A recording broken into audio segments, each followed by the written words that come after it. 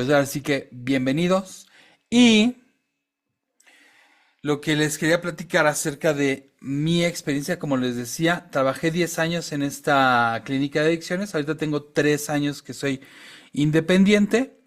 Y algo que yo noté cuando entré a trabajar en adicciones es que los psicólogos y los médicos también, porque sé que aquí hay muchos médicos, la verdad es que desconocemos totalmente lo que son las adicciones.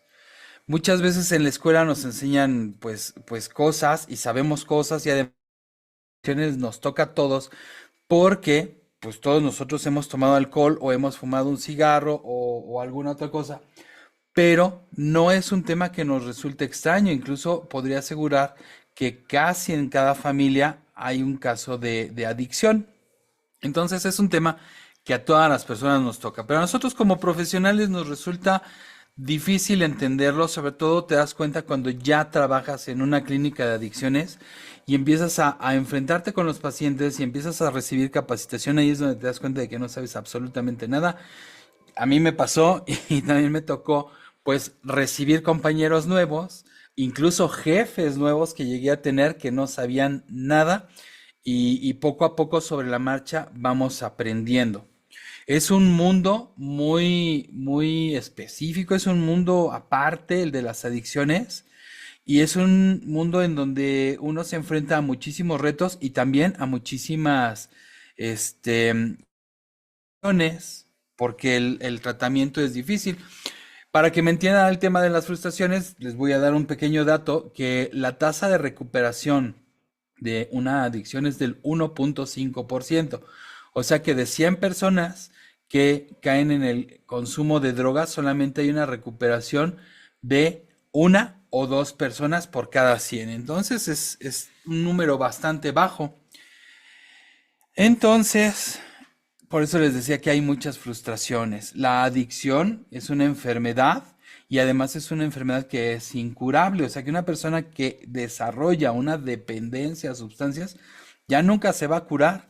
Muchas veces pensamos, bueno, pues es que cuando yo me cure, cuando yo salga de este problema, no, aquí en este caso no va a suceder. Y entonces, bueno, yo les planteo una pregunta para iniciar esta plática y es, ¿qué pasa entre la rehabilitación y el sistema cuando una persona con realmente reconstruir su vida? Esto es interesante porque tenemos una idea de lo que podría pasar, a veces no sabemos a dónde ir, a veces hemos escuchado a dónde ir, pero no queda claro, no es una situación tan sencilla y de repente las personas tienen muchísimas dudas. Como les decía, si de repente los profesionales, los psicólogos, los médicos, que no tenemos una especialización en adicciones, no saben qué hacer, ahora imagínense, pues la gente común y corriente que está sufriendo en carne propia o en la de un familiar un tema de adicciones y no saben a dónde o a quién recurrir. Entonces, es un camino muy largo y un dato estadístico en México es que una persona, y aquí nada más voy a hablar de ansiedad y depresión en este dato, una persona que tiene ansiedad o depresión en México tarda 10 años en recibir la atención adecuada en promedio. Hay personas que lo reciben antes, pero imagínense, hay personas que no reciben nunca el tratamiento adecuado o que tardan 1, 2, 5 o 10 años en recibirlo. En adicciones, pues esto es todavía peor porque es muchísimo más alto el número de personas que sufren de una adicción o los familiares que estarían sufriendo de una codependencia y que nunca reciben una atención adecuada por desconocimiento, por falta de oportunidades, por falta de un acceso por parte de los servicios de salud pública. Y bueno, para comenzar con el tema, les quería explicar rapidísimo lo que es una adicción y a qué nos referimos con lo que es uso, abuso y dependencia. Yo en otras ocasiones dedico toda una plática nada más a explicar esto. Por eso la explicación que les voy a dar es muy breve, pero imagínense que cuando nosotros hablamos, estamos hablando únicamente de alcohol. Ustedes saben, y lo hemos dicho, que decimos alcohol, tabaco y otras drogas. Esto es incorrecto porque en realidad el alcohol y el tabaco son drogas. Cuando nosotros hablamos de drogas, hablamos de sustancias que tienen que cumplir tres características principales, que son, es una sustancia que introducida en cualquier organismo vivo va a alterar el sistema nervioso central, va a causar dependencia y va a causar daño. Si cumple con estas tres, es droga. Si nosotros hablamos, por ejemplo, del café, el café cuando nosotros lo tomamos, causa un efecto en nuestro sistema nervioso central, o sea, nos estimula. Y causa dependencia, sí, sí causa dependencia. De hecho, en el DSM-5 pueden encontrar el trastorno por abuso de café. ¿Y causa daño? No, no causa daño. Por eso es que el café no se considera droga. Por requisito solo cumple dos. Y van a decir, no, sí causa daño, porque a mí el doctor me dijo que dejara de tomar café porque me hace daño al estómago, etcétera. Y no, no es el café, es la cantidad de café. Pues hay personas que toman 20 tazas al día y claro que les va a hacer daño. Pues es como si yo me comiera 20 sándwiches al día. El sándwich no es droga y el sándwich no hace daño, pero si me como 20, pues a cualquiera le va a hacer daño. Ahí no es la sustancia, sino el exceso de la sustancia. Si nosotros consumimos tabaco, no sé, de aquí, ahí tenemos 26 participantes el día de hoy. Pónganme una reacción, un like si fuman, para ver más o menos cuántas personas de aquí fuman tabaco. Porque cuando yo pregunto si fuman con moderación, mucha gente dice, sí, yo fumo con moderación, me fumo uno al día, me fumo dos al día, me fumo tres a la semana. Bueno, pues les tengo una noticia para las personas que fuman, no se puede fumar con moderación. No existe la moderación porque el cigarro es un producto que tiene más de 6.000 sustancias que causan daño, que son dañinas para el cuerpo, de las cuales por lo menos 60 son cancerígenas. El cigarro es la causa número uno de muertes prevenibles en México. Entonces, no se puede fumar con moderación, porque desde la primer fumada yo ya le estoy causando un daño a mi cuerpo. Incluso si yo no fumo, pero soy fumador pasivo, le estoy causando ese mismo daño a mi cuerpo. No solo yo, también las mascotas, las plantas de mi casa o los demás habitantes. Entonces debemos de tener cuidado con el humo de segunda mano o lo que conocemos como fumador pasivo. Y también aprovechando a ver el comercial del humo de tercera mano. Si yo aquí fumo y con una toalla hago airecito y abro la ventana y las puertas y ya no huele a cigarro, no importa. Si solo fue un cigarro, por lo menos 2 semanas, las sustancias van a estar impregnadas en todas las superficies y los que vengan a este cuerpo estarlos pues consumiendo, sin que lo vean y sin que lo huelan. Por eso es que si alguien va a fumar es mejor que fume afuera, en donde el viento se pueda llevar aquello, y lo mejor es que no fumen. Pero bueno, no se puede fumar con moderación. Significa que desde la primer fumada nosotros estamos en un abuso. Entonces, si fumamos tabaco es abuso. ¿Qué pasaría entonces con la marihuana, con la cocaína, con los solventes y con las demás drogas? Todas desde el primer consumo ya es un abuso. Y a lo mejor algunas personas de repente dicen, no, con la marihuana no, porque la marihuana es verde, es natural, sale del campo, sale de la tierra. Bueno, pues un cigarro de marihuana sin añadidos, sin ningún químico, así verde, fresca, recién cortada del campo, hace el mismo daño que 5 cigarros de tabaco. Mucha gente piensa que por ser natural no hace daño. Las picaduras de alacrán también son naturales y matan. Entonces no debemos de caer en desinformación. La marihuana hace mucho daño a nivel fisiológico y también a nivel mental. A nivel cognitivo, deteriora las funciones de atención, concentración, memoria y aprendizaje. Además de que no hay ninguna prueba todavía, no se ha demostrado ni nada, pero hay una estrecha relación entre el consumo de la marihuana y la esquizofrenia. Entonces, no se ha demostrado que fumar marihuana causa esquizofrenia, pero sí se ha visto que hay una relación demasiado estrecha, muy sospechosa. Entonces, por eso es mejor no jugarle al vivo y no fumar marihuana. Pero bueno. Entonces, cuando nosotros consumimos esas sustancias, estamos hablando de un abuso. Van a decir, bueno, ¿y por qué con el alcohol no? Ok, el alcohol va a ser la única sustancia, la única droga que sí podemos consumir con moderación. Pero para la moderación hay ciertas reglas. Estas reglas muchas veces no las cumplimos. ¿Cuáles son las reglas de la moderación? Primero se divide entre hombres y mujeres. Y van a decir, bueno, ¿y por qué la discriminación? Tiene que ver con el metabolismo. No es igual el metabolismo del hombre que el de la mujer. Entonces, la primera regla de la moderación es que el hombre puede consumir máximo 4 tragos estándar por ocasión. Un trago estándar es equivalente a un caballito de cualquier destilado, tequila, ron, brandy, vodka, etcétera, o una cerveza de lata, o una copa de vino, o un vaso jaibolero de pulque. Eso sería el trago estándar. La moderación serían para hombres máximo 4 por ocasión y para las mujeres solamente 3, porque obviamente al ser diferente el metabolismo le hace mayor efecto a la mujer. Ahora, de estos 4 tragos, me voy a ir con el ejemplo del hombre, de estos 4 tragos nosotros deberíamos de tomar cada trago en un lapso de 1 hora. Se cumple porque normalmente el compadre nos está apurando, ¿no? Órale, chúpale, se te está calentando, ya parece caldo, nada más estás fichando y entonces nos van carrereando. Ahora, entre un trago y el siguiente deberíamos de dejar pasar un lapso de 20 minutos mínimo. Cosa que tampoco pasa porque el compadre ya nos está poniendo la chela siguiente cuando vamos a la mitad de la primera, ¿no? En este carrereo.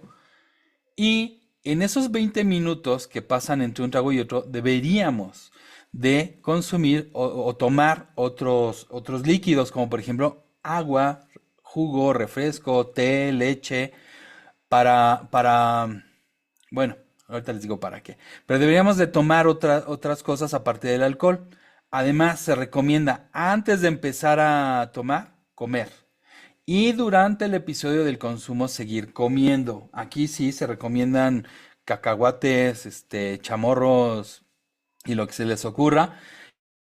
Ayudar a que no tengamos el estómago vacío.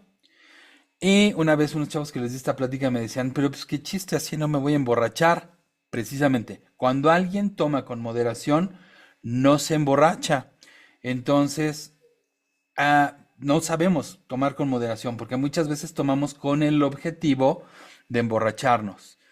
Entonces, ah, es difícil que sepamos tomar con moderación. Ahora, cuando nosotros no tomamos con moderación, cuando no bebemos con moderación, cuando rebasamos esos límites, ahora estamos consumiendo de manera abusiva.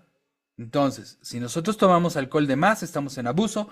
Si consumimos tabaco, marihuana o alguna otra droga, estamos en abuso.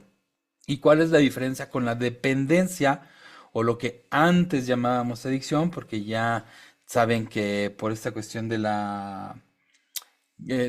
ser políticamente correcto, pues le vamos cambiando el nombre a las cosas, entonces ya no hablamos de adicciones, sino hablamos de consumo problemático. Entonces, la dependencia es una enfermedad y como enfermedad se tiene que diagnosticar. Para poderse diagnosticar, tiene sus criterios diagnósticos. Son 7 que se tienen que cumplir y estos criterios diagnósticos no tienen nada que ver ni con cantidad ni con frecuencia. Porque mucha gente dice, no, yo no soy alcohólico porque yo no tomo diario, ¿no? O yo no tomo tanto. No tiene nada que ver ni con cantidad ni con frecuencia. Más bien tiene que ver con la problemática derivada del alcohol. Tú puedes tomar una vez al año, pero si ese día terminas con el coche chocado y en la cárcel o debiendo 2 meses de renta porque te lo fuiste a gastar al casino o algo, ahí sí ya tienes problemas con el alcohol y entonces vamos a ir palomeando los criterios. No se los voy a decir ahorita porque no es el objetivo de la plática, pero bueno, esa es la diferencia entre uso y dependencia. ¿Qué es más problemático? ¿Alguien que abusa del alcohol o alguien que tiene alcoholismo, por ejemplo? Es más problemático el que abusa del alcohol. ¿Por qué? Porque el alcohólico es el que se encierra en su casa y se pone a tomar y a lo mejor se va a morir de cirrosis en 20 años.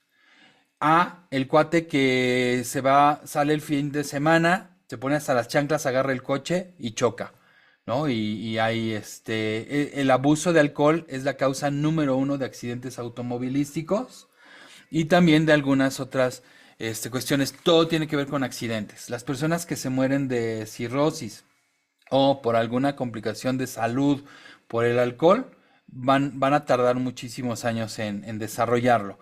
Lo que es inmediato son los accidentes automovilísticos, domésticos, la violencia. Ese es el principal problema del alcohol. Y cada una de las drogas va a tener sus propios riesgos. Pero bueno, cuando nosotros tenemos un problema tanto de abuso como de dependencia a sustancias, esto siempre va a afectar al entorno, siempre va a afectar a nuestra familia, a nuestra comunidad y también al sistema de salud. ¿Por qué? Porque estamos hablando, cuando hablamos de adicciones, de un problema de salud público. ¿Qué significa un problema de salud público? Dinero. El gobierno lo va midiendo por dinero. Cuando el gobierno tiene que dedicar cierta parte del presupuesto para tratar una enfermedad, ahí es cuando se convierte en un problema de salud pública. Y como les decía, estos datos, simplemente pensar que el tabaco es la causa número uno de muertes prevenibles, pues ya lo convierte en un problema muy importante que el gobierno tiene que, en donde tiene que gastar mucho dinero. También, por ejemplo, en el alcohol que les decía, los accidentes son la causa número uno de muertes y de problemas. Pues también, fines de semana, las salas de urgencia están llenas. Si conocen algún paramédico, pregúntenle cómo son sus fines de semana. Saben que va a ser muchísimo trabajo y que la mayor parte de ese trabajo se le van a dar personas alcoholizadas y sobre todo automovilistas. Ya lo saben. Si tienen la oportunidad de preguntarles, háganlo. Y pues los sistemas de salud sabemos que en algunos lados de México son deficientes y pues imagínense cuando se saturan por cuestiones de adicciones. Ahora, hemos oído esta frase de que las drogas destruyen. ¿Y qué destruyen?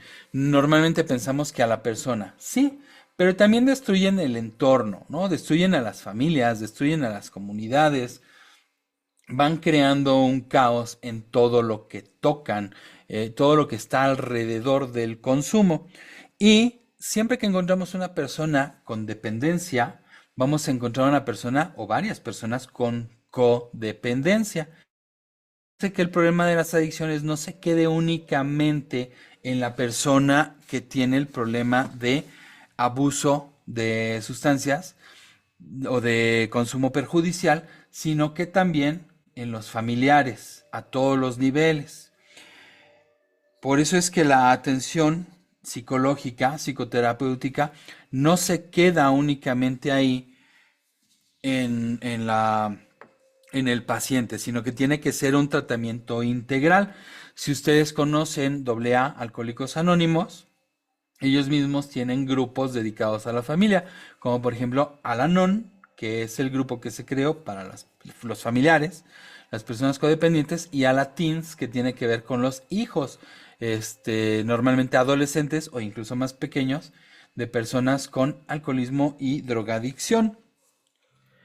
Y bueno, pues si nosotros también analizamos el entorno biopsicosocial de las personas, vamos a ver que es muy diferente el uso de una sustancia a otra, porque no es lo mismo, por ejemplo, el centro de México, en donde vamos a encontrar muchísimo consumo de marihuana, muchísimo consumo de solventes, un poco de consumo de piedra, de crack, cocaína, a que por ejemplo si nos vamos a la frontera norte o a la frontera sur, en donde vamos a encontrar, por ejemplo, muchísimo consumo de heroína, cosa que en el centro del país no encontramos.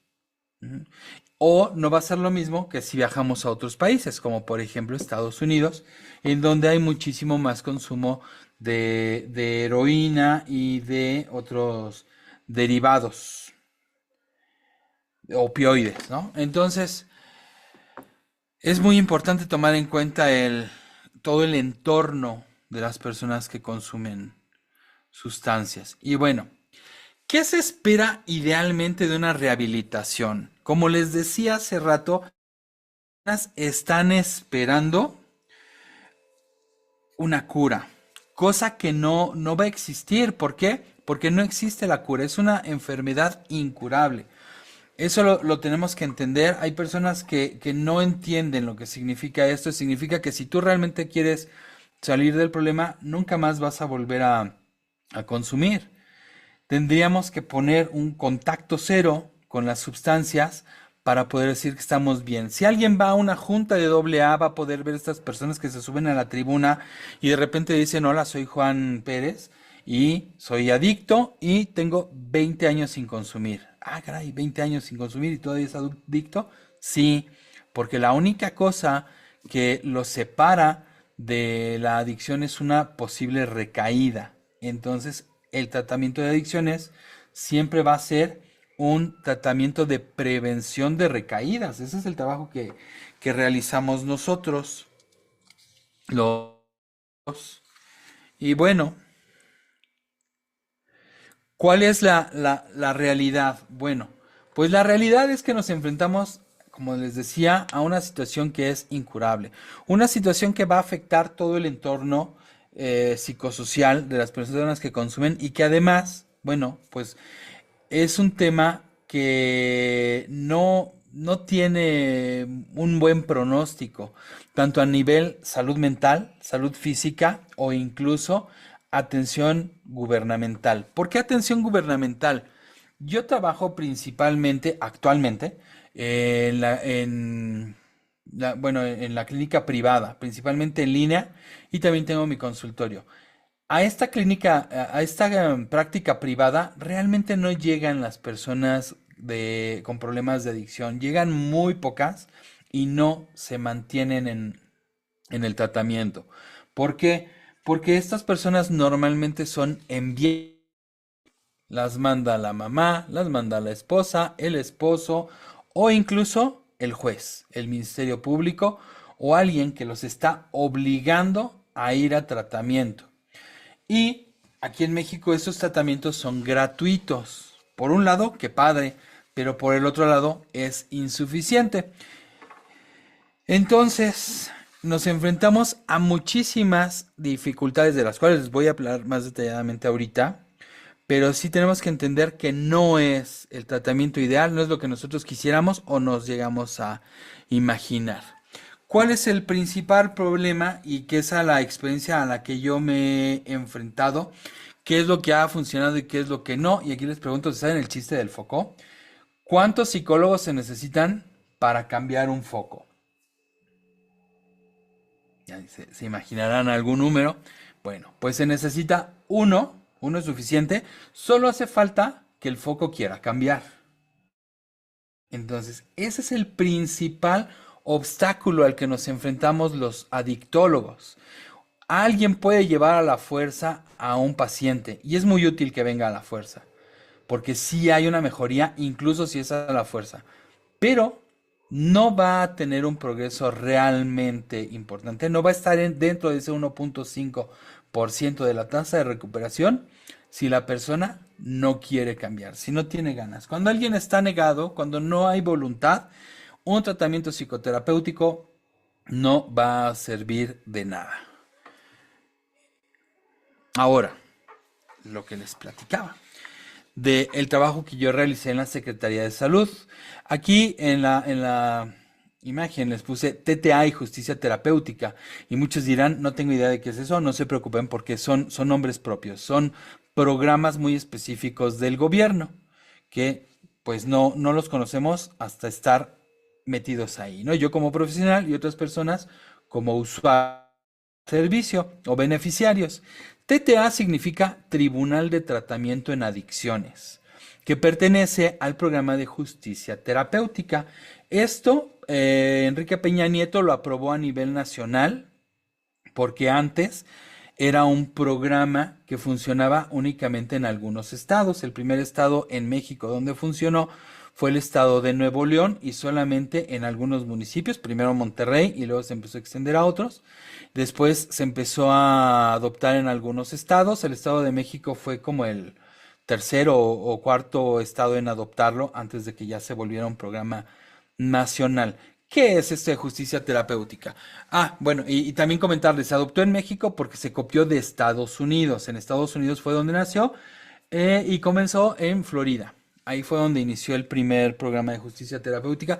Si ustedes quieren saber más sobre el origen de este programa, les recomiendo que en Netflix busquen un programa que se llama Heroína, y la S viene entre paréntesis, que es la historia de una jueza, una mujer bombero y una trabajadora social que llevan a cabo este programa. Lo que yo hacía aquí en México, ellas lo hacían también, pero ahí está documentado y está muy padre, con una problemática, como les decía, un poco diferente, porque es en Estados Unidos, y ahí hablan de la heroína, cuando acá en México, les digo, afortunadamente no prolifera esa droga. Pero bueno, ¿qué es esto de justicia terapéutica y el Tribunal de Tratamiento en Adicciones? Bueno, ustedes saben o se imaginarán que las escuelas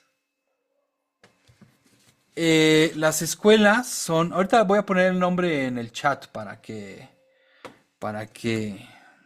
heroína y así, heroínas. Ya lo puse en el chat por si lo quieren ver. Está en Netflix. Ayer lo busqué para no equivocarme, para no regar el tepache. Y sí estaba ahí. Entonces, entonces les decía, ustedes saben, o por lo menos intuyen, que las cárceles son escuelas del crimen. Se vio y se ha visto muchas veces que cuando nosotros metemos a una persona a la cárcel, pero que no es un criminal, digamos que cometieron un delito, pero no son personas con una personalidad o un perfil criminal, adentro de la cárcel, pues se vuelven criminales. ¿Por qué? Porque en primera hacen contactos con personas criminales, viven experiencias que son muy duras. Y cuando salen, pues se enfrentan a la dura realidad de ser expresidiarios, pues que no hay quien los contrate, a veces la misma familia los rechaza, etcétera. Entonces, lo más sencillo para ellos es dedicarse a alguna situación del crimen organizado. Entonces, pues el gobierno de diferentes países, no nada más el nuestro, ve que es muy mala idea meter a la cárcel a personas que no son delincuentes y además de que las cárceles están llenas, no es como que digan, ay, aquí hay huequitos que hay que llenar, no, están llenas de personas que no han cometido un delito, no es buena idea. Entonces, en este programa vieron que habían personas que cometían delitos sin ser delincuentes, pero que estos delitos tenían como un denominador el consumo de sustancias.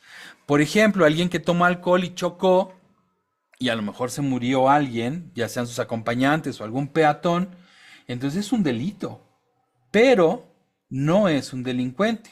O, por ejemplo, alguien se peleó en el camión, este es un caso real que me tocó vivir, un cuate venía borracho en el camión, se hace de palabras con otros, se pelean.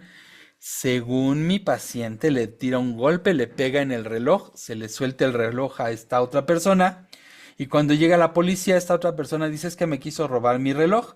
Si le quiso robar el reloj o no, no sabemos. Entre dimes y diretes, este cuate fue a parar al Ministerio Público y ya con un pie en la cárcel decide aceptar ingresar al programa de justicia terapéutica. Como es primo delincuente y no es un delito grave se divide por la temporalidad. Delito grave es un delito que como pena tiene más de 4 años de prisión y un delito no grave es un delito que tiene menos de 4 años de prisión como pena. Entonces, como es un delito que no es grave, acepta entrar al programa de justicia terapéutica y entonces lo mandan conmigo para recibir un tratamiento de prevención de recaídas o prevención de adicciones.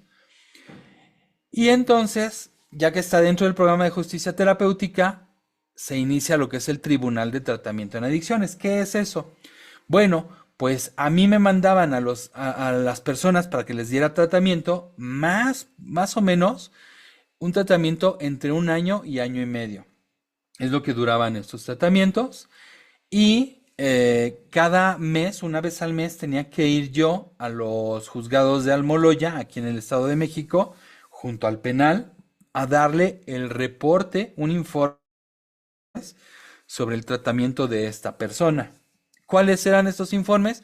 Bueno, pues informarle en primera si asistía o no asistía a su tratamiento.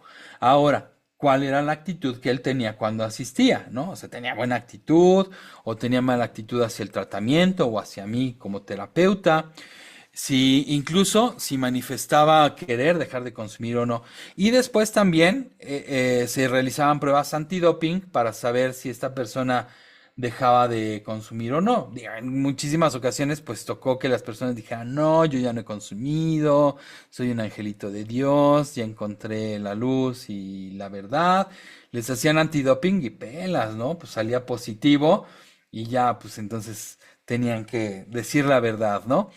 Y en teoría, al mentirle al tribunal, que sería el juez, el tribunal está conformado por el juez, por el fiscal, que sería el Ministerio Público, digamos el que representa al pueblo. El fiscal es el que está en contra del acusado. También es el defensor, una trabajadora social y el psicólogo, que en este caso era yo. Entonces estas cinco figuras somos los que formamos el tribunal y todos, como un tribunal colegiado, somos los que tomamos las decisiones acerca del tratamiento de cada persona. Y se supone que el juez es un juez especializado, el fiscal es un fiscal especializado, el defensor está especializado, todos en adicciones. Para esto, pues reciben capacitaciones por parte de nosotros cuando trabajábamos en el CAPA.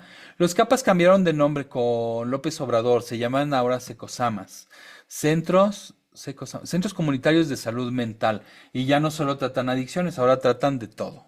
Entonces, la verdad es que eran muy útiles los CAPAs. Es una lástima que López Obrador los haya disuelto, pero se entiende porque los CAPAs los creó Calderón. Y ya saben que AMLO le tenía pues mucho coraje a Calderón, entonces decidió deshacerlos. De hecho, los CAPAs se crearon, si se acuerdan de ese chinito que viajó a Toluca, al aeropuerto de Toluca, con muchísimos botes de sustancia para fabricar, creo que fentanilo, y le decomisaron todo este material y le decomisaron un poco de dinero, y con este dinero que le decomisaron, crearon más de 360 capas en todo México, más de 360 clínicas contra adicciones, las vistieron, compraron todo el equipo y contrataron a todo el personal, y sobró para mantener la operatividad de estos lugares por más de 10 años.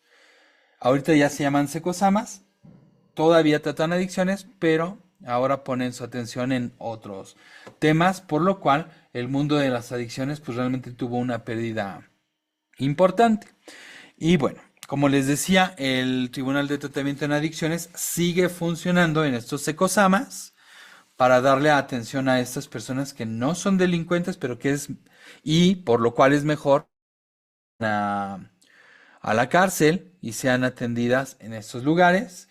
Y después de que termine el tratamiento, más o menos un año, año y medio después, llegan a una graduación en donde se les celebra el logro obtenido, se les reconoce y algo muy importante, se borra este antecedente penal.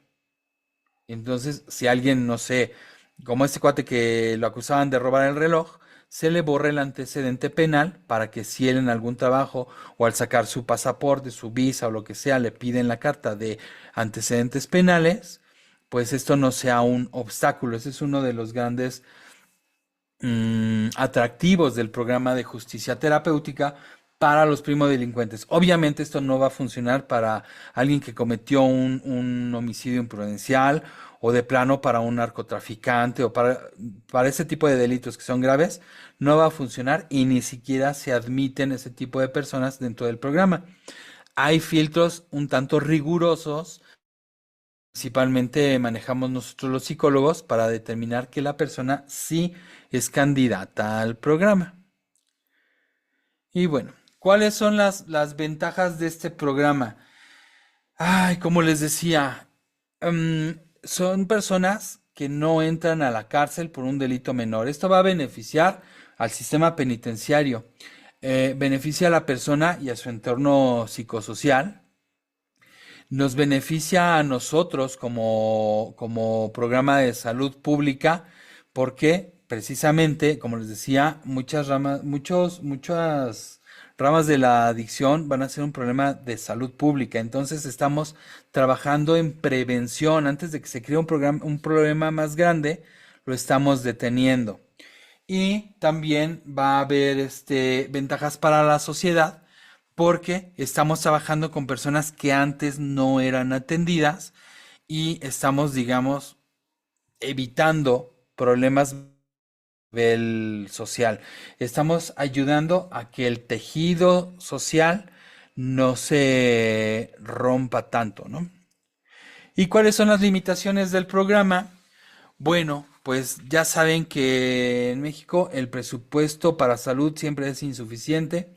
Entonces, pues sí tenemos bastantes limitaciones desde problemas de papelería, transporte, o sea, imagínense que para ponerle broches Vaco a mis folders, pues yo tenía que comprar los broches, ¿no? Ya empezamos por ahí, ahora imagínense para conseguir pruebas de antidoping, ¿no? Las pruebas de antidoping son caras, entonces esas son algunas de las limitaciones a las que nos enfrentamos. Afortunadamente, el sistema judicial, en lo que fue mi experiencia, sí tenía más presupuesto y ellos eran los que nos proveían las pruebas de antidoping para poderle hacer a los participantes y otras cosas que tenían que ver incluso con la razón por la que yo programa, pues fue que no, el sistema de salud no nos va a dar ni transporte, no, tenemos que llevar nuestro propio coche, tenemos que pagar nuestro propio estacionamiento.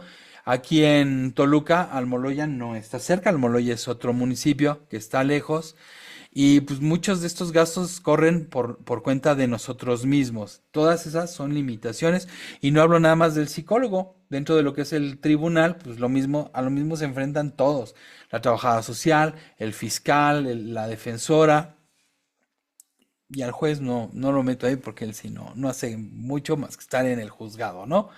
Pero bueno, entonces, y por parte de los participantes, las limitaciones también tienen que ver con la parte de las adicciones. Cuando alguien tiene una adicción, es muy difícil la recuperación, como les decía. Incluso cuando hablamos de drogas que tienen un efecto más perjudicial en el cuerpo, como por ejemplo las drogas sintéticas, pues ya caemos en situaciones donde las personas se psicotizan, vulgarmente se quedan en el viaje y ahí ya no son candidatos al programa. ¿Por qué? Porque es un tratamiento psicoterapéutico ambulatorio y cuando una persona ya tiene un trastorno psicótico por abuso de sustancias, lo que necesita es un tratamiento más intensivo y psiquiátrico, que los psicólogos pues no podemos proveer y menos en una clínica ambulatoria. Entonces, esas son algunas de las limitaciones. Y bueno, como decíamos, actualmente ya no se habla de adicción, se habla de dependencia a sustancias, se habla de consumo perjudicial por todo esto del ser políticamente correctos o incorrectos, y esto a veces se vuelve más importante que el mismo tratamiento. A veces las formas se vuelven más importantes que el fondo. De repente en este tipo de programas y ya no es importante si la persona deja o no deja de consumir o si tiene una recuperación efectiva. A veces es mucho más importante sonreír para la foto y estar presentes en el acto político que si las personas realmente están siendo beneficiadas. O el uso, como les decía, del lenguaje, más que comprender a la persona, al ser humano que está siendo atendido o que se está enfrentando a una problemática que está realmente destruyendo su vida a todos los niveles, el personal, la salud, laboral, económico, incluso espiritual o legal. Entonces, va a ser muy importante, aparte del uso correcto o no de las palabras, no perder de vista la parte humana, tanto de las personas como de las instituciones que llevan a cabo estos programas. Y bueno, ¿a qué desafíos nos enfrentamos? Ay, pues como les decía, es una carrera de resistencia. Muchas veces hay caídas, hay retrocesos, no es una línea recta un tratamiento de adicciones y como les decía, debemos de tener una tolerancia muy alta a la frustración, porque cuando un paciente ya va muy bien, muy bien, muy bien, de repente alguien le rompe el corazón o le ocurre o pierde el América o algo y tienen una recaída en donde, en donde tenemos que volver a empezar casi casi. Entonces, como les decía, es prevención de recaídas y nosotros debemos de estar bien atentos a las posibles situaciones que pueda tener cada uno de los pacientes para hacerlo recaer y que nos puede hacer volver a empezar el tratamiento. Afortunadamente en México, cuando una recaída no lo encarcelan. En Estados Unidos sí, pero aquí en México no. ¿Por qué? Porque la verdad los jueces son como más, no sé, o sea, se tientan más el corazón en meter a la gente a la cárcel por un castigo. Pero está previsto dentro del programa. Si una persona tiene una recaída, se le puede meter a la cárcel 3 días, 2 semanas o un mes para que entienda. Pero también sabemos que meterlo sería peor, porque si afuera consumió marihuana, adentro va a consumir de todo, va a consumir cristal, crack, cocaína, etcétera. Entonces, a veces sale peor el castigo que que el pecado, ¿no? Peor la penitencia que el pecado. Otro de los desafíos a los que nos enfrentamos es el tratamiento a familiares. ¿Por qué?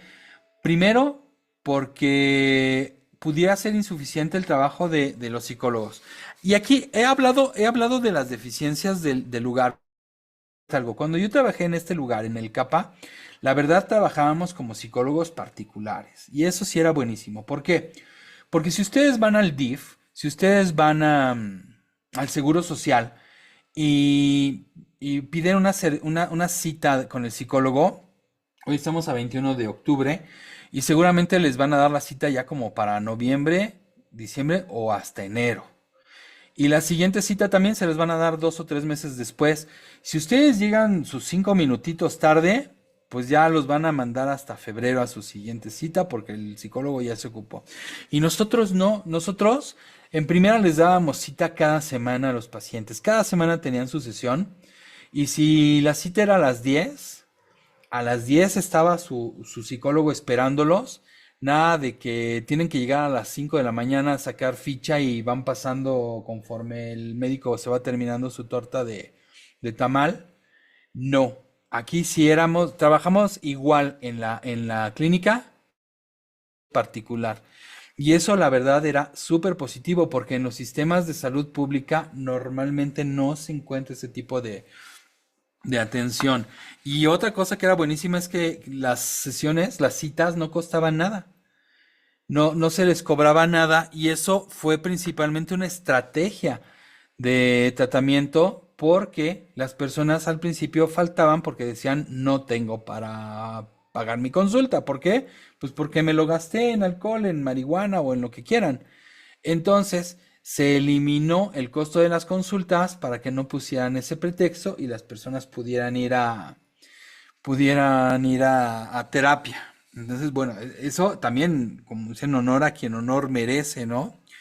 Y bueno, también le dábamos atención a los familiares. A mí me gustaba hacer terapia grupal y también dar sesiones de psicoeducación en donde, pues sí, es como una clase, ¿no? Y a ver, hoy vamos a hablar de codependencia y hoy vamos a hablar de cómo tratar al familiar que tiene problemas de abuso.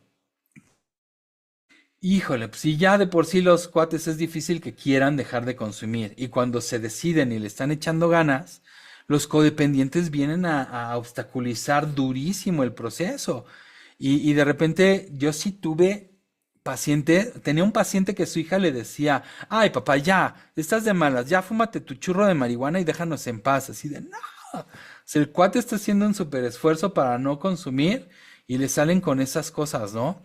Y de repente hay muchas cosas que se nos codependientes para inconscientemente sabotear el proceso del familiar. Entonces se les tiene que plantear a los familiares, se les tiene que explicar que la depresión, que la ansiedad no son inventos de las personas, que no se curan con echarle ganas, que la adicción es una enfermedad y que como tal se tiene que tratar. Entonces, para las personas a veces es muy difícil, por eso es que tenemos que sensibilizarlos por medio de pláticas. Entonces, y a veces también es difícil que ellos acudan. ¿Por qué? Porque muchas veces tienen que trabajar, tienen que atender a los niños, a la familia, a los abuelos, etcétera. Entonces también es difícil que los familiares ¿cómo se llama? Se integren al tratamiento, se involucren. Y sí es un dato que les dábamos siempre. Siempre que los familiares se involucran de forma activa en el tratamiento de sus familiares, el pronóstico aumenta muchísimo en porcentaje de éxito. Cuando las personas no se involucran o incluso trabajan en contra, bueno, pues el pronóstico es bajísimo. Lo más seguro es que la persona no va a poder salir adelante. Otros desafíos precisamente son las recaídas, ese es el principal desafío al que nos enfrentamos, por lo cual se tienen que crear planes de acción para poder enfrentar las recaídas y bueno, pues para nosotros como les decía, de impotencia y de frustración, porque es un trabajo que nunca se acaba y pacientes que les fue muy bien y que incluso se llegaron a graduar, pues los hemos visto regresar después de meses o después de años. ¿Por qué? Hay recaídas. Por eso es que las personas deberían de continuar con el tratamiento, incluso cuando ya nada más son sesiones de seguimiento. Pero muchas personas dicen, ay, ya terminé, ya me gradué, yo que voy a andar yendo hasta allá a que me estén leyendo la cartilla, ¿verdad? Entonces, falta esa parte por parte de los participantes de darle un seguimiento a su tratamiento para poder evitar las recaídas.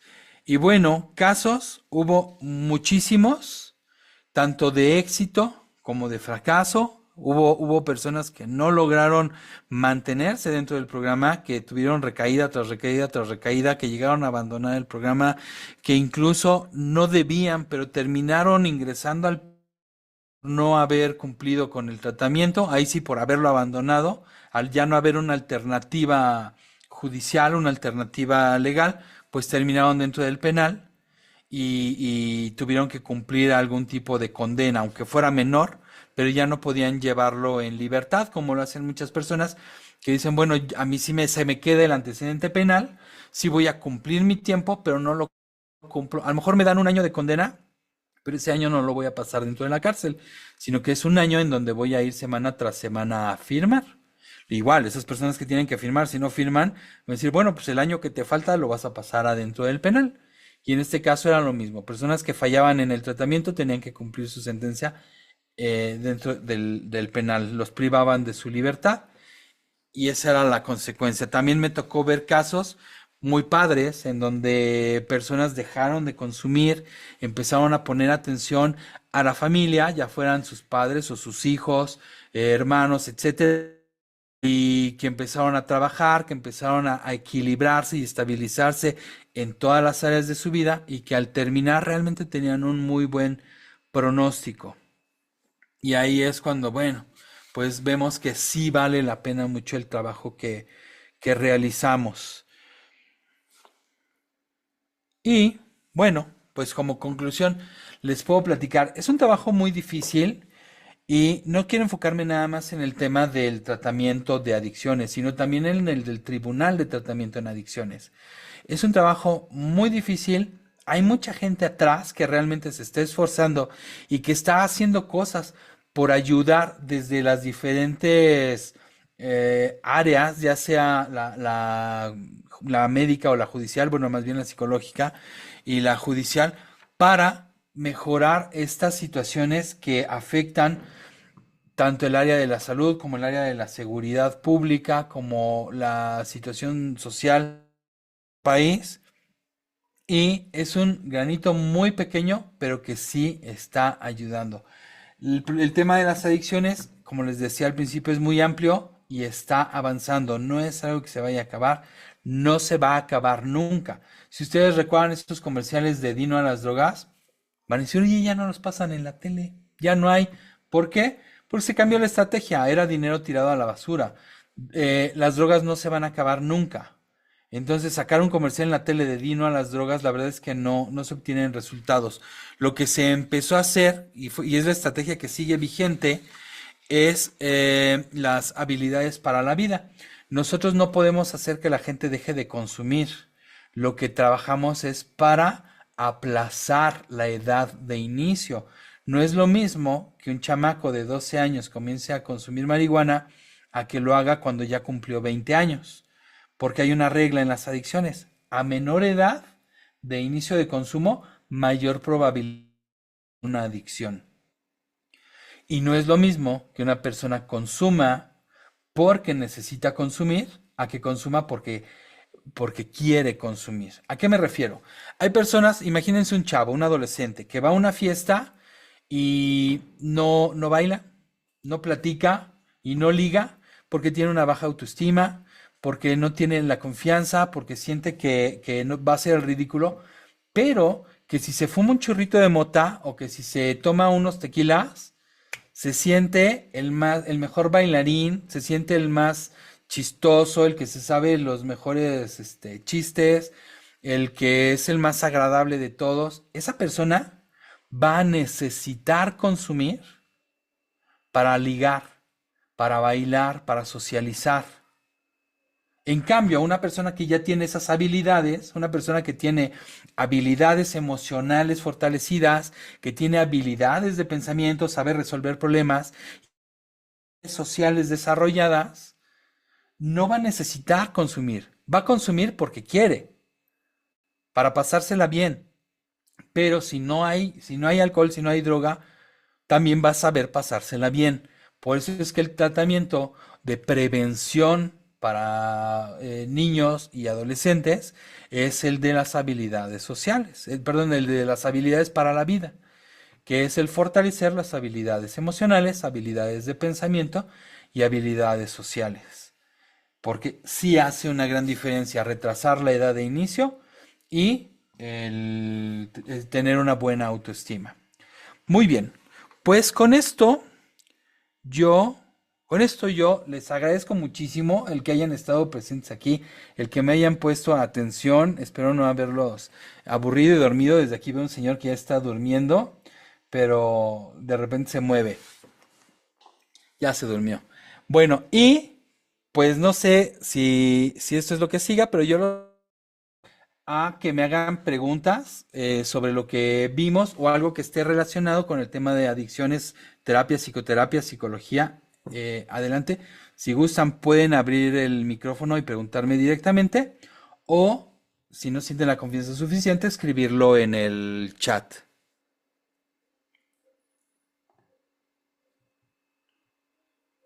Por aquí tenemos una pregunta que nos mandaron en redes sociales y es la siguiente. ¿Usted qué opina de los llamados anexos y cuál es su impacto en nuestra sociedad? Ok. Es un tema muy complejo, pero sí podemos decir que los anexos son muy importantes porque son un complemento. A ver, anexo se llama anexo porque son estos lugares que están anexos, están al lado de un grupo doble A. Entonces, los doble A son muy importantes, pero hay que saber importantes en qué y para qué. Un grupo doble A es un grupo de autoayuda, es un grupo no profesionalizado. Cuando hablamos de adicciones y clínicas o anexos y lo que ustedes quieran, hay tres niveles que se llaman profesionalizados, semiprofesionalizados y no profesionalizados. Ojo con esto, porque a veces no lo sabemos y pues no le ponemos atención. Y ahora que lo saben, porque se los estoy explicando, si alguien necesita internar a una persona, necesitan conocer esto. ¿Por qué es importante? Doble A es un lugar no profesionalizado. O sea, no van a encontrar un médico, un psiquiatra y un psicólogo. En los lugares profesionalizados van a encontrar psiquiatra, psicólogo y médicos que van a estar al tanto del estado de salud de los pacientes, les van a dar un tratamiento profesional de prevención y van a tener muchísimas actividades terapéuticas que les van a dar un muy buen pronóstico. Un lugar semi profesionalizado va a tener a un médico y probablemente algún psicólogo, probablemente, pero no necesariamente.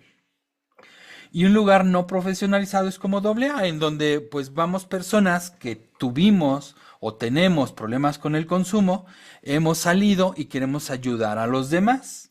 Pero ellos trabajan en dos planos o en dos niveles. El primero es el programa de 12 pasos de AA, que es un libro que tienen que llevar al pie de la letra. Y el otro plano en el que se manejan es en el yo creo. Y esto es real. Entonces, si yo voy a AA y me ayudan a dejar las drogas o el alcohol, yo luego voy a querer ayudar a los demás a que dejen las drogas y el alcohol. ¿Y cómo lo voy a hacer? Pues según mi experiencia. Si a mí me ayudaron a dejar las drogas, hablándome de amor, hablándome de Dios, del éxito, pues yo le voy a hablar a la gente de amor, de Dios y del éxito y etcétera.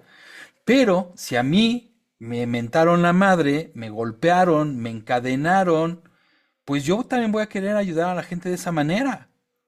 Y eso es lo que encontramos en muchos anexos, no en todos, pero sí en muchos no profesionalizados, en donde de repente vamos y las personas pues están sentados en 8 horas en una sala común, en donde les están hablando de Dios. No digo que sea malo, pero eso no es un tratamiento de prevención de adicciones.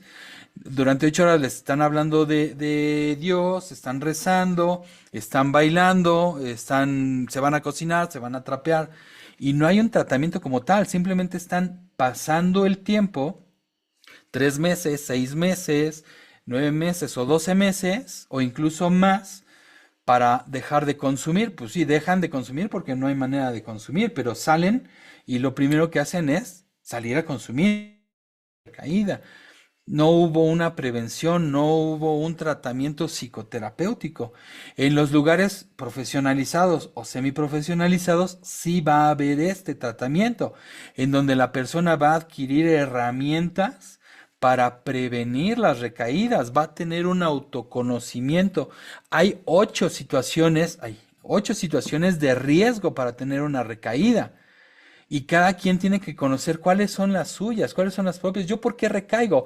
Porque tengo un mal manejo emocional, porque cada vez que tengo conflicto con los demás, ya sea mi esposa, mis papás, mis hijos, voy a consumir, o porque cuando me siento muy bien y ganó mi equipo de fútbol, me dan ganas de consumir, o porque cuando suceden X cosas, ¿me entienden? Entonces yo tengo que conocer todo eso y no lo voy a conocer en un anexo que no es profesionalizado. Recuerden, el infierno está lleno de buenas intenciones. Ahora, yo no digo que AA no funcione, y esto sí lo puedo decir, como dicen si dices que la burra es parda es porque tienen los pelos en la mano, es que el tratamiento psicoterapéutico de prevención de recaídas funciona a la perfección si es a la par de un grupo AA.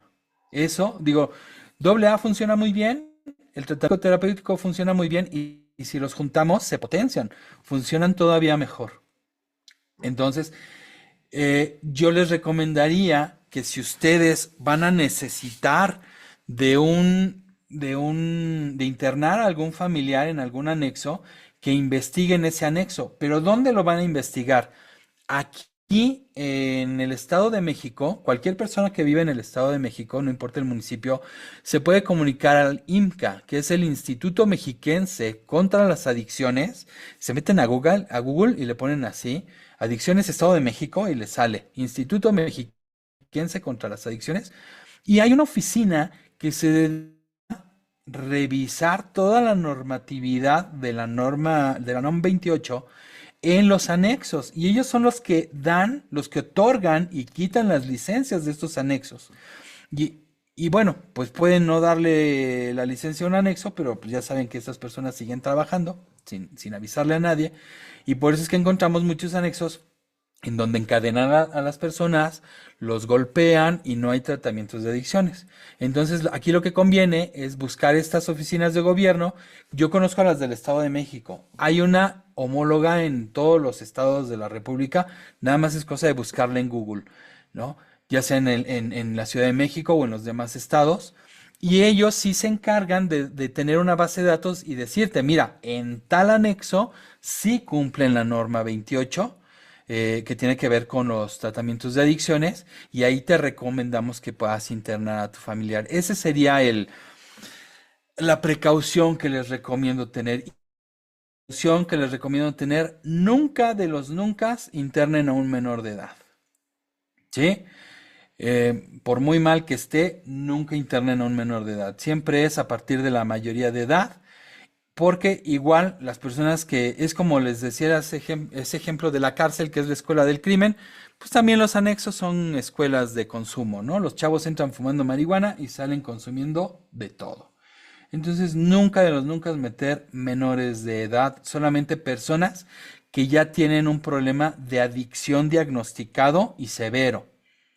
Entonces, si tienen a un menor de edad o alguien mayor de edad, pero de 18 o 20 años, que tiene un problema de consumo o tal vez va iniciando una adicción, llevarlo a estos centros que van a encontrar en toda la República, los ecosamas, para que ahí sean tratados de primera instancia.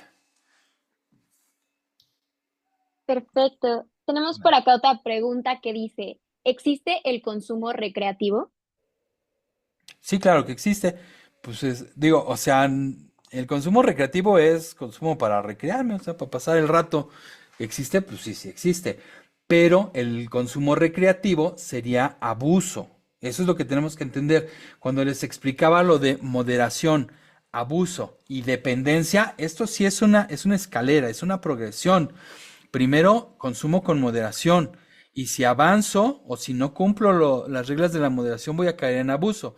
Si hablamos de consumo recreativo, por ejemplo, de marihuana, que es donde se utiliza el término, es abuso. Ya desde la primer fumada es un abuso, y digamos que es una escalera de 3 escalones. Yo ya estoy a un paso de la adicción, y las personas que dicen que la marihuana no causa adicción están equivocadas. Sí causa adicción. Todas las drogas, para ser drogas, recuerden, deben de causar adicción. Entonces, el uso recreativo es un abuso y se puede convertir en adicción. ¿Cuál es uno de los riesgos más grandes ahorita? Que la marihuana que están comprando muchas veces viene rociada con fentanilo. Y a lo que nos enfrentamos nosotros los adictólogos en estas clínicas es que llegan los pacientes con síntomas que no corresponden a lo que consumieron. Y pues imagínense, vienen súper asustados de, es que mi hermano solo se fumó un churro de marihuana y ya viene psicótico el cuate, ¿no? ¿Por qué si solo fue una fumada o unas fumadas? Pues sí, pues es que no consumió marihuana nada más. La marihuana que compró traía otras cosas que le están causando síntomas. A mí me tocó ver un chavo que tenía síntomas como 2 semanas después de haber consumido. O sea, eso no es normal. Entonces, ese es uno de los grandes riesgos. Ujú.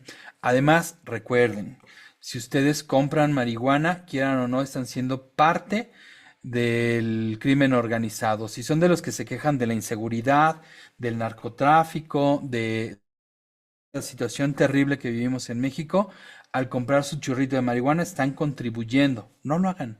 Incluso si tienen sus huertos privados, ay, ¿de dónde sacaron las semillas? No se hagan. Todo viene del mismo lugar, ¿sí? Entonces, no sean parte de eso. Es mi recomendación. ¿Alguna otra pregunta? Perfecto.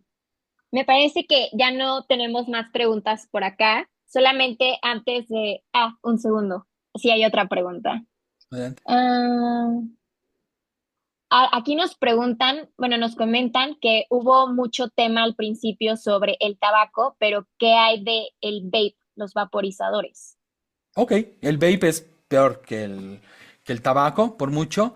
Con el cigarro nosotros podíamos ver personas con enfisema pulmonar 20 años, 30 años o 40 años después de iniciar el consumo, y ahorita estamos teniendo jóvenes de 20 años con enfisema pulmonar por el uso del vape.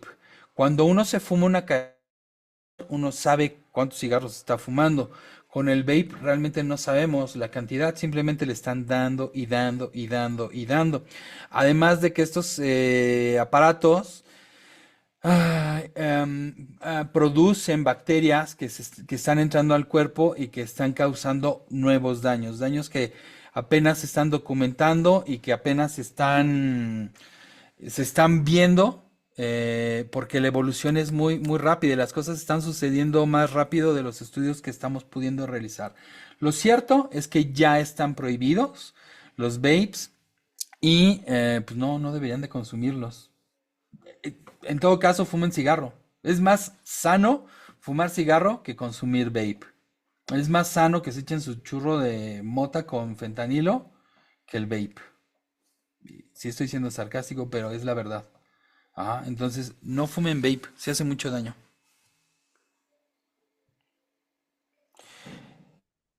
Voy a leer esta pregunta que pone Miriam. Dice, ¿qué podemos hacer como vecinos cuando vemos a alguien drogado? ¿Llamar a la patrulla y ya? Ay, malas noticias.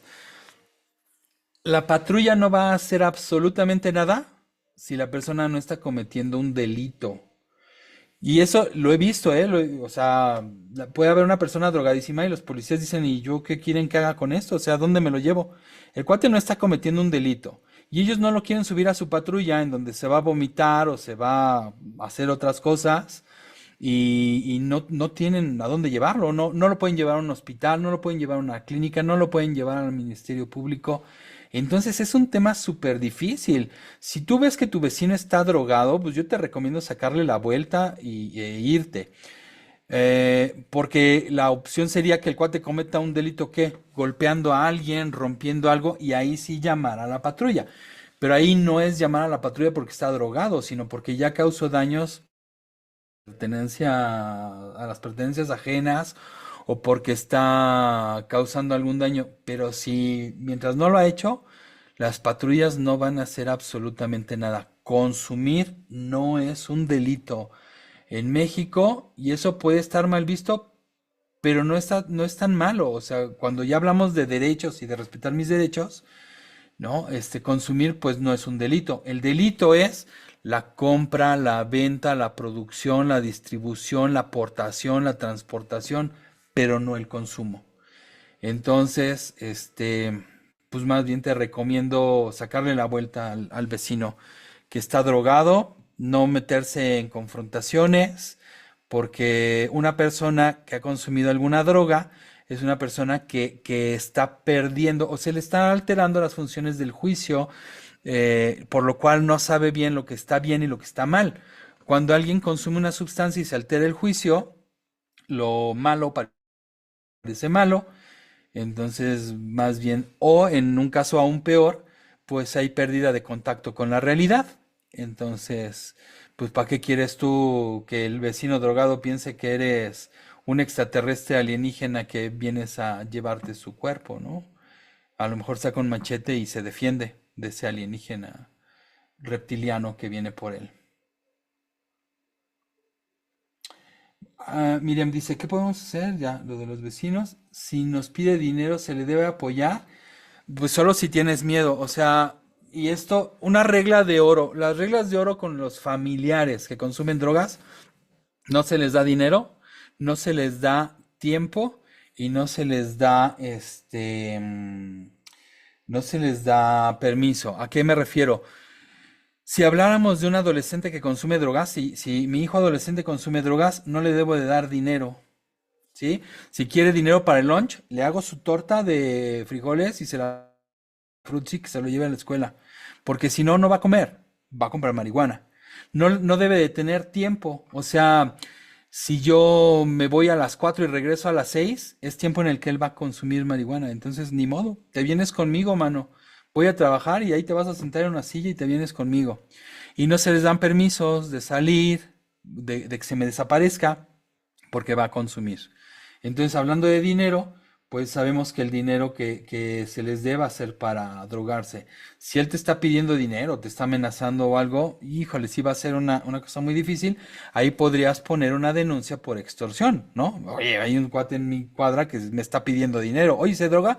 Ah, eso ya es aparte. Me está pidiendo dinero. Y que si no le doy dinero, me va a hacer daño, me va a pegar, me va a romper los vidrios de mi casa o algo. Y eso ya califica como extorsión. Recuerden, soy psicólogo, no abogado, pero como tengo amigos abogados y he trabajado con varios, pues más o menos he escuchado, ¿no?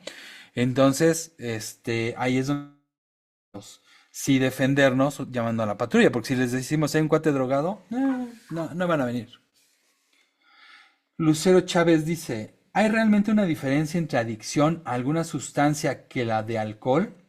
En un programa de TV vi que una persona platicaba de su hijo adicto, el cual había muerto por la adicción y el papá decía, es que hubiera preferido que mi hijo fuera adicto a una sustancia que al alcohol, porque lo hubiera podido salvar. Su comentario me llamó mucho la atención. Tú como experto, ¿qué opinas? No, sería, mira, lo que pasa es que tenemos adicción o dependencia a sustancias. Es adicción a sustancias o tenemos comportamientos adictivos. Son dos cosas diferentes. Por ejemplo, alguien puede ser adicto a la pornografía, adicto al sexo, adicto al juego. Esos son comportamientos adictivos. Y las sustancias, pues ya habíamos mencionado alcohol, marihuana, etcétera. Ahí se dividen en dos. Funcionan más o menos igual cerebral, lo que hacen es crear una recompensa en nuestro sistema de recompensa cerebral, que en donde entra el núcleo accumbens y otras partes del cerebro que son dopaminérgicos, nos causan placer. Es como cuando vas al casino y suena la campanita y te ganas 100 pesos, dices, ay, qué padre, y otra vez, y sientes ese, que es lo mismo que cuando le das el traguito a la cuba o cuando le das la fumada al chorrito que dices, qué rico, qué sabroso. ¿Sí? Ese es tu cerebro dándote esa descarga dopaminérgica. Y sucede tanto con las sustancias como con las conductas. Ahora, si hablamos solo de sustancias, pues decíamos que está el alcohol, la marihuana, los solventes, la cocaína. Ahora, son diferentes. Y vemos, sobre todo en la práctica, que las diferentes sustancias son como personalidades y las personas, según su personalidad, prefieren una droga u otra. Pero las personas que fuman marihuana no les gusta el alcohol, no le ven el chiste. ¿Cómo voy a gastar tanto dinero en tomarme algo que me va a hacer efecto en 20 minutos? Cuando yo le doy una fumada a un churro de marihuana que me hace efecto en 6 segundos. O alguien que se inyecta heroína, dice, no, hombre, yo me inyecto y en menos de un segundo, en microsegundos, yo tengo el efecto de la droga y además me dura tanto. Además, las drogas se dividen por su efecto. Hay drogas depresoras del sistema nervioso central, como el alcohol, la marihuana, los solventes. Hay drogas estimulantes del sistema nervioso central, como el tabaco, perdón, la nicotina, la cocaína, el crack, las anfetaminas, metanfetaminas. Y hay drogas alucinógenas, como los hongos, el peyote, el LSD. Entonces, así las clasificamos por su efecto. Y hay personas que dicen, no, pues es que a mí no me gusta el alcohol, no me gusta nada más es la cocaína, el crack o la anfetamina, porque me ponen activo, me prenden, ¿no? Y hay personas que lo que quieren es la sensación del estupefaciente, el sentirse amodorrados, relajados, como en una ensoñación, y por eso les gusta el alcohol, la marihuana, lo que los relaja. O hay quienes consumen, pues, para viajar, ¿no? Por eso el LSD, los hongos, todo eso. Entonces, cada persona va a disfrutar. Si yo preferiría que mi hijo consumiera alcohol a marihuana o marihuana a cocaína, algo así, no, porque cada quien va a estar enganchado a su droga. Y la droga va a ser el mismo estrago con diferentes sabores. Haz de cuenta que va a causar los mismos daños, pero unas son de limón, otros son de grosella y otros son de mango. Nada más. Pero el problema va a ser el mismo. y cada uno va a tener sus problemas de salud física, ¿no? Por ejemplo, la marihuana nos va a hacer también el mismo daño que el tabaco, al todo el sistema respiratorio, también problemas de cáncer y además los problemas cognitivos, como les decía, atención, concentración, aprendizaje y memoria. El alcohol altera también nuestro juicio, el principal problema son los accidentes, los estimulantes como la cocaína, la anfetamina, la metanfetamina, riesgo de muerte por deshidratación, infartos, sobre todo al corazón, pero también a otros órganos. Todas estas drogas, con todas estas drogas corremos el riesgo de psicotizarnos, o sea, de quedarnos en el viaje, de perder el contacto con la realidad. Entonces realmente son muchos los daños. Yo no sabría, pero bueno, el señor tendría su lógica de preferir una adicción a otra, pero bueno, ninguna adicción es como mejor, no es como decir, ay, la sartén para caer al fuego, quién sabe, ¿eh? Habría que entender el contexto de este señor para saber por qué él opina de esa manera. Y bueno, esa es mi respuesta. Espero haber este, resuelto la duda. Muy bien, ¿alguna otra Perfecto. pregunta o algo? Pues en lo que vemos si nos mandan otra pregunta y antes de ya dar por finalizada la plática, queremos decirles a las personas que están siguiéndonos en Vinca que ahorita mismo en nuestro chat vamos a poner el link de la asistencia, así junto con nuestras redes sociales para que nos estén acompañando en nuestros siguientes eventos. Y para que puedan juntar de estas sesiones y puedan tener una constancia de participación de valor curricular, la palabra clave que les va a pedir es acompañar. Entonces, si gustan apuntarla, la palabra clave es acompañar. Con eso ya tienen su asistencia a esta plática. Y bueno, ahora sí, ya para dar por finalizada la sesión, agradecer mucho, psicólogo Rafael, por haber aceptado estar con nosotros, por la plática. Sabemos que este tema de las adicciones, de las drogas, es vasto, no nos alcanza esta hora y piquito que tenemos para hablar de todo. También aquí tenemos bieticistas y creo que concordamos en que es un tema que nos encerramos un tanto en el tema de los opioides, pero hay mucho más que hablar de ética, bioética y también en medicina sobre este tema. Entonces, bueno, agradecerle por estar con nosotros, por hablarnos del tema y también agradecerle a todos los participantes que nos acompañaron el día de hoy. Y bueno, si nadie más tiene alguna pregunta o algún comentario, ya saben, acompañar, los esperamos en nuestras redes sociales y será un gusto, psicólogo Rafael, tenerlo con nosotros en una próxima edición para seguir compartiendo el conocimiento. Claro que sí, yo les agradezco muchísimo la invitación que me hicieron. Me siento muy a gusto, me sentí muy bien recibido y el día que me quieran invitar, con todo gusto. Y no solo para temas de adicciones, que sí, claro, es muy vasto, pero bueno, también cualquier cuestión de psicoterapia y salud mental, con todo gusto. Aquí estoy para servirles. Perfecto. Ah, y antes de que se nos...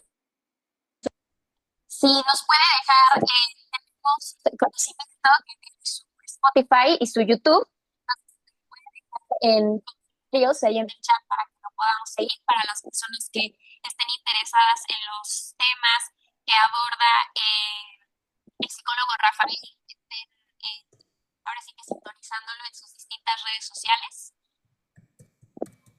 Claro que sí. Les dejo mi página web, se las voy a poner aquí en el chat, www.aldave.net. Es mi página para encontrar todos mis datos de contacto. Les dejo también mi número telefónico, 722-329-36, en donde me pueden contactar directamente por WhatsApp. Y ahí en la página, les digo, también pueden encontrar mi página de Facebook, mi canal de YouTube, mi canal de, o, sí, o mi perfil de TikTok, Instagram y el contacto de WhatsApp. Por si alguien gusta también atención psicoterapéutica, ahí me pueden escribir directamente para darles informes. Y también, bueno, comentarles que actualmente tengo dos podcasts. Uno es el de Tribu en Proceso, en donde cada semana los jueves por la noche generalmente doy pláticas que se graban y después son publicadas en YouTube. Y también tengo el podcast de Qué emoción, en donde abordo únicamente el tema de las emociones, que es un tema que a mí me apasiona, qué son las emociones, para qué sirven y cómo podemos manejarlas. Y todo lo encuentran en mi canal de YouTube y también en Spotify. Así le pueden poner qué emoción Aldave, así le ponen qué emoción Aldave y lo encuentran. Buenísimo. Gracias. Pues, bueno, para que todos apunten y otra vez muchísimas gracias por acompañarnos y nos vemos para la siguiente sesión de Vinca.